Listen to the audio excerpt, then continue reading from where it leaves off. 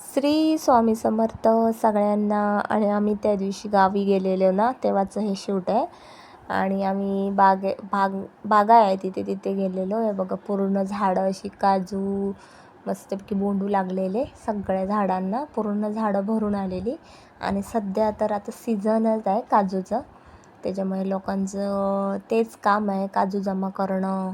आणि त्याच्यानंतर आम्ही हे बघा आंबे काढायला गेलेलो, आंबे, कारण की आम्हाला घालायचं होतं लोणचं, त्याच्यामुळे आम्ही गेलेलो बागायमध्ये.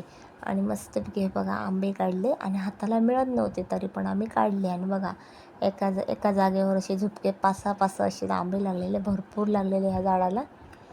आणि थोडे जास्त काय नाही, थोडेसे काढले. आणि हे बघा मग मी घरी आले आणि मस्तपैकी ते धुवून घेतले आणि छोटे छोटे असे त्याचे पीस केले बघा. आणि त्याला मीठ लावलं आणि 2-3 तासासाठी असं बाजूला ठेवलं, म्हणजे मला लोणचं करायचं होतं म्हणून. आणि त्याचं पाणी आलेलं सगळं बाजूला काढलं, कारण की मग ते पाणी काढून टाकायचं असतं, त्याचे टीक पण थोडाफार असतो ना, ते बाजूला काढलं. आणि त्याच्यानंतर हे बघा त्या फोडींना सगळ्या मसाला लावून घेतलेला. आणि साधं सिंपल झटपट होणारं, मसाला वगैरे तयार करत बसली नाही. त्याच्यानंतर खूप सारी अशी मोहरी टाकली आणि 1 छोटी वाटी लसूण पण सोललेली ती पण घातली.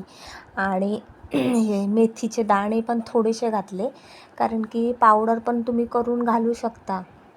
आणि त्याच्यानंतर हे बघा मस्तपैकी लसूण मोहरी आणि ती तडतड आणि मस्तपैकी लालसर मोहरी झाली ना, तशी नंतर जरा उशिराने मग गॅस बंद केला.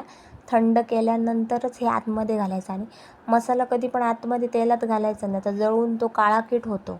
म्हणून मी फोडींना लावून घेतलेला आंब्याच्या त्याला कैरीला आणि मस्तपैकी असा मिक्स केला.